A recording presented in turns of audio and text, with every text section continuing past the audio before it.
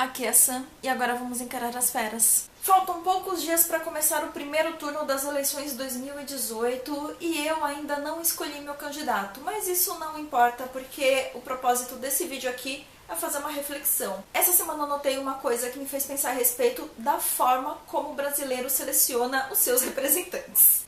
A forma como o brasileiro trata político como se fosse time de futebol. É curioso. É um fenômeno bem curioso. Eu não sei se eu acho isso estranho, porque nenhum candidato que eu votei até hoje foi eleito, então eu nunca estou sendo governada por alguém que eu escolhi. E aí só me resta acompanhar o que o governante está fazendo e tecer minhas críticas ou elogios a respeito do que ele faz ou deixa de fazer. Por outro lado, tem pessoas que ficam extremamente chateadas quando o candidato delas não é eleito, e não importa o que o atual governante faz, ele sempre está errado, porque ele não é do time certo. E vice-versa. Isso impede as pessoas de apoiar o que dá certo e impede as pessoas de criticar o que dá errado, porque elas desenvolveram essa relação com os governantes mais focada em torcer por um determinado candidato como se fosse um time de futebol que você não abandona, não importa se ganha ou perca, do que ter o foco no que realmente importa, que é a administração dos recursos públicos. Acontece que essa reflexão me levou à próxima reflexão que eu vou compartilhar aqui, que é o seguinte. Eu sempre acabo votando naquele cara que não tem muita atenção da mídia, mas que fazem propostas que pra mim fazem sentido. As pessoas me perguntam em quem eu vou votar, eu falo, só que todos os argumentos que elas têm desenvolvido é em relação aos candidatos principais.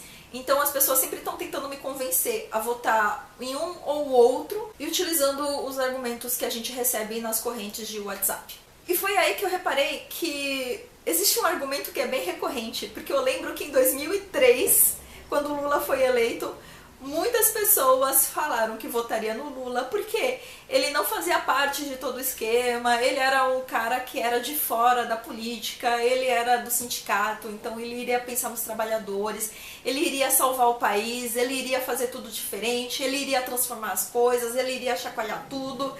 E o que aconteceu é que as pessoas votaram no Lula. Eu acho que nessa eleição eu devo ter votado na Marina Silva, se eu me lembro bem. Deve ter sido a única vez na minha vida que eu votei nela. Mas de qualquer forma o Lula acabou sendo eleito e aí aconteceu o que aconteceu, todo mundo já viu os resultados disso. 15 anos depois, eleições de 2018, eu vejo as mesmas pessoas que votaram no Lula selecionando um determinado candidato com os exatos mesmos argumentos que usaram em 2003. Genuinamente acreditando que estão escolhendo um cara porque ele vai mudar o país. E agora é a primeira vez que eu estou reparando nisso. São as mesmas pessoas votando em candidatos diferentes pelo exato mesmo motivo. E existe essa esperança genuína de que haverá mudanças, de que um cara vai conseguir tirar o país dessa lama que ele está afundado, e honestamente eu não sei que lama é essa, porque nas minhas lembranças da década de 80 a vida me parecia bem mais difícil do que é hoje, mas as pessoas têm uma convicção de que a lama é hoje. Eu não entendo como a minha mãe não percebe que há 30 anos atrás, em 1985, a gente morava numa casa pior, a gente tinha menos acesso às coisas. A minha família nunca foi considerada uma família periférica, a gente nunca morou em favela nem nada assim, mas não havia a menor condição da minha mãe me dar uma Barbie de presente. Mas hoje é muito comum você ver crianças em situações econômicas bem complicadas que conseguem ter acesso a isso, a celular, a Barbie, a diversas coisas que quando eu era criança eu nem sonhava em ter. E aí eu não entendo como é que a minha mãe acha que tudo piora, tudo tá indo ladeira abaixo, quando eu vejo muitas pessoas melhorando de vida, tendo crédito para comprar as coisas. Há umas 2 semanas atrás eu estava ouvindo um podcast, eu até vou deixar o link aqui na descrição do vídeo, caso você fique curioso para escutar também. Mas nesse podcast eles comentaram que o dólar estava muito alto e que corria o risco de chegar a R$5 e que isso era um absurdo e não sei o quê. E aí o especialista convidado do podcast comentou que alguns anos atrás, durante o governo do Lula, o dólar chegou a R$7. E hoje a gente tá chocado porque pode ser que chegue a 5. Quer dizer, olha onde os nossos filtros estão. A nossa expectativa em relação às coisas melhoraram muito e a gente não percebe isso, a gente não tem essa percepção dessa melhora. Isso significa que eu acho que tá tudo bom? Não, nem um pouco. Tem coisas nesse país que me preocupam muito. Um exemplo disso é o tratamento que eu fiz. Eu já cheguei a comentar em alguns vídeos desse canal. Eu vou deixar o link aqui em cima se você quiser conhecer um pouco mais essa história. Mas o tratamento que eu fiz pro meu transtorno de ansiedade literalmente me salvou, me ajudou muito, assim, foi um grande apoio e foi tudo gratuito, foi tudo pelo SUS, tudo pago pelo governo, que aliás é pago pelo meu imposto. Mas de qualquer forma, isso me ajudou a voltar a ser uma pessoa produtiva na sociedade, isso me ajudou a seguir adiante com a minha vida, isso me trouxe muitos benefícios e eu fico muito chateada e muito triste de saber que a gente não está conseguindo melhorar a situação do SUS. E eu considero isso um problema muito sério. Então acho que sim, em alguns quesitos, em muitos quesitos, o país andou para trás em vez de se desenvolver, mas eu acho que a população brasileira não está tendo uma visão muito objetiva das coisas. Elas estão piorando demais coisas que não estão tão ruins assim, e elas não estão dando a menor atenção em coisas que são bem mais sérias. Isso é a minha opinião, meu ponto de vista. E eu acho importante falar disso agora, porque daqui a poucos dias vai começar o primeiro turno das eleições e nós vamos votar, mas nós vamos votar da mesma forma que nós sempre votamos. De uma forma muito cíclica, pelos mesmos motivos, em pessoas que são realmente bem parecidas com todo mundo que já está aí. Eu realmente não entendo como é que as pessoas olham para um político que está há 30 anos em cargo público, sendo aquele político clássico que contrata a própria família para assumir cargos públicos com dinheiro do governo, fica gastando recursos públicos com futilidades, fazendo viagens desnecessárias e gastando dinheiro com imóveis desnecessários.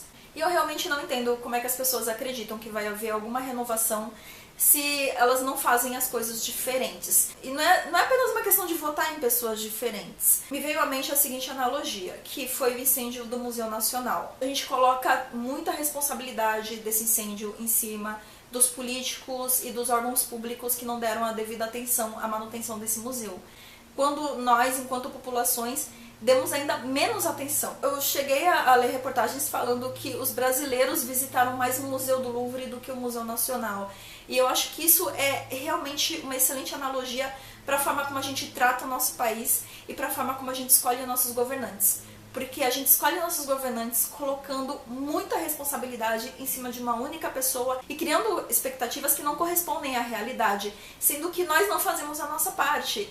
Então a gente pega toda a responsabilidade de cuidar do nosso legado histórico a algumas poucas pessoas que não estão nem se importando com isso, enquanto nós mesmos não pensamos a respeito da nossa própria responsabilidade em relação às coisas que nós temos. E aí nós apenas nos damos conta da nossa perda depois que tudo já pegou fogo e virou cinzas. Fica aqui essa reflexão, se nós realmente esperamos alguma mudança real, alguma melhora real. A mudança vai vir da forma não apenas como nós elegemos nossos políticos, mas da forma como nós encaramos as responsabilidades que esses políticos têm e as responsabilidades que nós temos como eleitores desses políticos. Eu acho que é muito mais importante a gente conhecer as reais propostas dos candidatos, entender o plano de governo deles e, acima de tudo, cobrar esse plano de governo. Se a pessoa foi eleita, não importa quem seja, não importa se é o meu candidato de estimação ou não, ele tem um trabalho a fazer e é muito mais importante que a gente foque no que está sendo proposto e no que precisa ser feito do que ficar criticando absolutamente tudo que acontece sem dar nenhum apoio às coisas boas que precisam ser desenvolvidas e ao mesmo tempo ficar elogiando absolutamente tudo que acontece sem criticar as coisas que precisam ser criticadas. Um exemplo muito prático disso, eu estava conversando com a minha mãe a respeito do candidato que ela escolheu.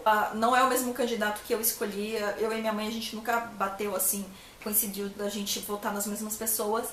Mas eu peguei e falei pra ela, olha, eu não gosto do seu candidato, eu não vou votar nele, mas ele tem uma proposta muito interessante de renda mínima para toda a população.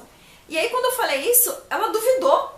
Ela falou, de onde você tirou isso? E eu falei, mãe, tá publicado no plano de governo do cara que você vai votar. Aí ela, não, isso é coisa de esquerda, o meu candidato não é de esquerda, ele não vai fazer isso. Eu falei, mas como é possível que ele não vai fazer isso? Tá no plano de governo dele. Ela, que plano de governo é esse? Desde 1984, quando acabou a ditadura militar, mamãe está votando em políticos e nem sabe que existe um plano de governo que é publicado por todos os candidatos.